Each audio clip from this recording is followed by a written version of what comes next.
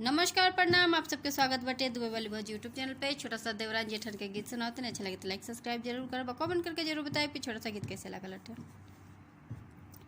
सुनिए जेठानी जी तरनी मछरिया, सुनिए जेठानी जी तरनी मछरिया, पड़ गईल नून ज्यादे जर के भइल करिया, बलम दिहे बलम दिहे गरिया हो दोपहरिया, बलम दिहे गरिया हो दोपहरिया, बलम दिहे गरिया हो दोपहरिया।